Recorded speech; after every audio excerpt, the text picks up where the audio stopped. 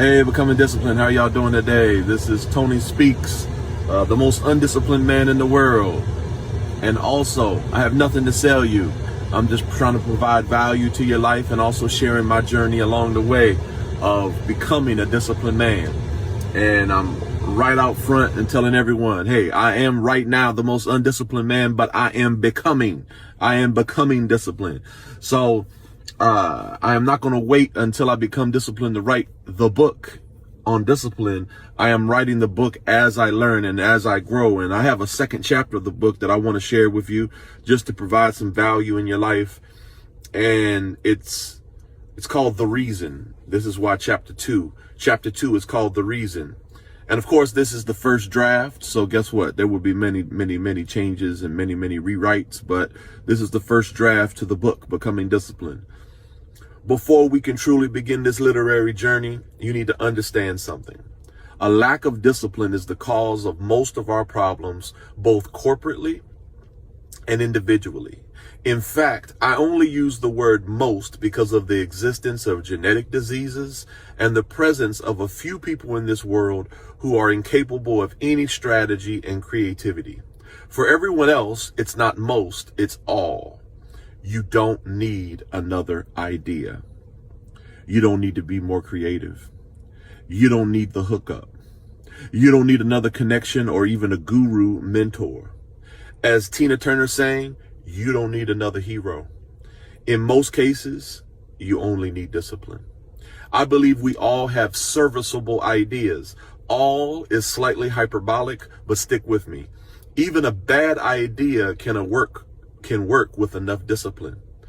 Jay Leno and Jerry Seinfeld are not that funny. They are just consistent in a genre full of artists who lack the proper structure and focus. The Rock is not the greatest actor. He just outworks your candy butts. I know women at church who can outsing Beyonce, but they just don't have her work ethic. I'm going to write something sacrilegious.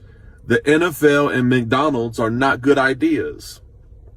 There are better ways to get nutrition and exercise. There are better ways for kids to learn teamwork and camaraderie. Those businesses do not have the best ideas. They just had founders and key players who delivered extreme execution. Discipline is the distinction, not brilliance, talent, or ideas. Likewise, most of our problems in this country come from a lack of discipline. Most forms of diabetes are preventable, along with many cancers and heart disease. Planes often don't run on time because of spoiled passengers who can't follow basic directions. Movies, I'm talking about y'all right there. Movies are ruined from idiots who can't shut up during critical dialogue. Comedians sometimes can't finish their sets due to hecklers who think it's all about them. We often sit in traffic not because of the accident on the side of the road, but our own fellow drivers who don't seem to care that the 3 seconds they spend rubbernecking has a cumulative effect on traffic flow. We often have had bad politicians running our government because we, the people, have not taken the time to educate ourselves in a world where Google is at our fingertips. Our public schools are a disaster, not because of teachers. They are a disaster because teachers are finding themselves trying to reach kids who have no family structure or home training. How can the kids expect to behave when mommy and daddy don't have any training or discipline? Discipline is the cure, and our culture is the disease. I love America. I don't want to live anywhere else, but our culture breeds lazy, entitled, and downright helpless people. We are a nation of piglets. We consume. We have lost the ability to produce. We are so lazy, we have to import our work ethic every year through both legal and illegal immigration. It's why I believe I like movies like Taken, The Equalizer, and why movies like 300 become so popular. These movies feature men of discipline. in a nation full of Al Bundys, Tony Sopranos, and Jesse Pinkmans. We admire men who have disciplined themselves and who are prepared for everything. This is also the reason why Batman has become almost a religion in America. Contrary to the line given in Justice League, Batman's superpower is not that he is rich. His superpower is that he is disciplined. And that's why most men secretly want to be Batman before all other superheroes. Deep down inside, all men know that if you gave them superpowers, they would just make a super mess. However, if they had control over themselves, that is the true superpower. To fix the problem, though, we must first admit we have one.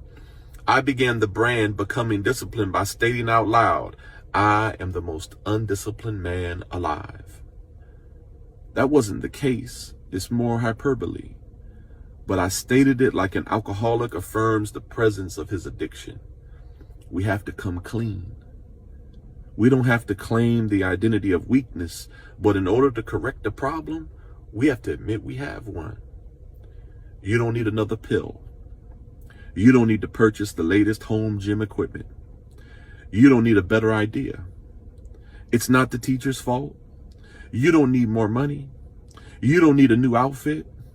You don't necessarily need to post more. You don't need to get a divorce in most cases, with exceptions of people who are beating on you or people who are addicted to drugs. You don't need to pay a guru. You need discipline. And it has to begin with that admission. So what you think? That's chapter 2. I'm getting a little hype reading it. But hey, after I read to you that, hopefully it provided some value. And because the bottom line is this, that's what so let me also just make this a little more easier to understand. I got a buddy, and I love this buddy. But every time I call him, he's always making somebody else, like it's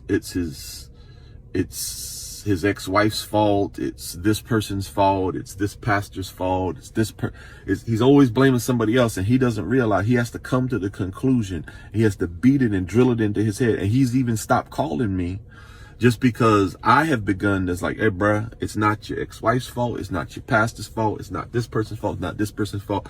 You have got to go and put your stuff first. You've got to go and get your stuff right first. And you got to stop blaming everybody else. You got to stop thinking, oh, if I get this, I get that, No. You've got to change you. And the same thing is true with me. I'll go and start, my health, I've put on the back burner and put on the backboard. Now I'm 49.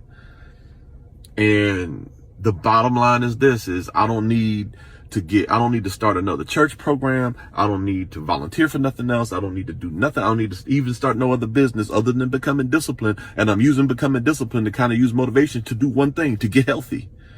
I don't need to do nothing else but get healthy. You're 49 and you're fat.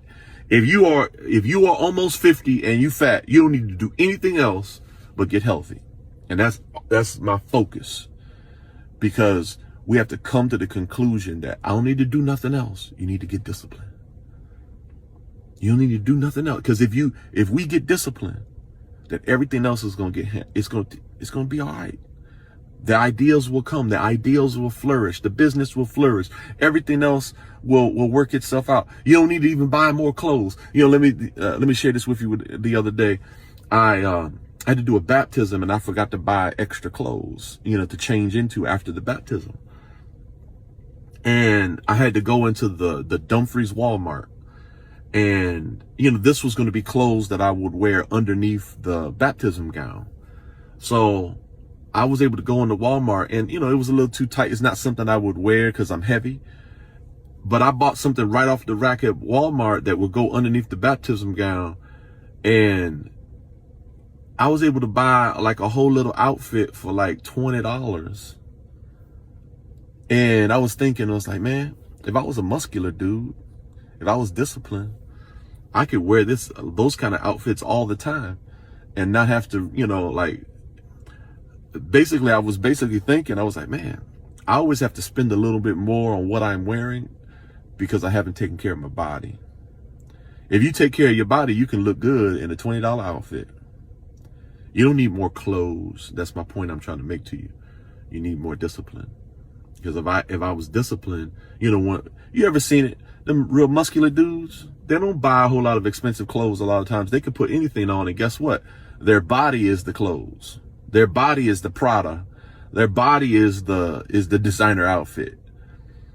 And, spending them $20 at Walmart, I was like, yeah, if I was in shape, I could just spend $20 for a day and I have something new to wear, because I end up having to spend more money because you're trying to cover up something. You don't need more clothes. You don't need a new church program. You don't need all this extra stuff. You need more discipline. So anyway, to make things a little more concise when I share my goals, because I was talking to Kim, and I think I might be boring some of y'all talking about all the different goals that I have. I wanted to just share 3 things that ain't working, and 3 things that ain't working that I need to be better at, and 3 things that are working. The 3 things that are not working is these videos and their consistency of the videos. I need to do better, but just the uploading of the videos is becoming a butt kicker, and getting them uploaded has really been a challenge to me, but I can conquer it through discipline. I just need to be a better steward of my time. The second thing that ain't working is my weight has plateaued, and it's really frustrating. I'm stuck at 13 pounds, and it won't move, and that's really frustrating. So pray for a brother, send positive thoughts on that. And the third thing is I talk about my frustration with the weight. My steps are down, so I'm not getting my 10,000 steps like I should. So I need to do better on that. I figure if I hit the 10,000, even though my diet has not been up and down, my steps have gone down. So I think that's helped me be stuck at this plateau. And then 3 things that are working: my diet. I've been very religious with the diet, sticking to it, being very good with it. 2,500 calories and over 216 grams of carbs every day.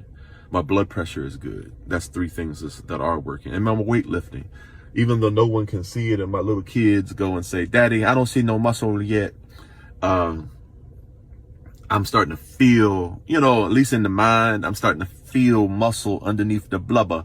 So I'm starting to feel it. So it's starting to feel good. So those are the 3 things that are working. And I need to just get those steps in. That's the bottom line. So, but thank you. Hope you enjoyed the 2nd chapter of the book. Y'all are getting it for free. These videos, once the book gets published, we're going to delete these videos that have me reading it. Anyway, it's the first draft anyway. So anyway, I just wanted to share that with you. And here it is, Sunday morning. And here I am, YMCA gym, about to go and get it in. All right. Love you all. Y'all take care. Peace.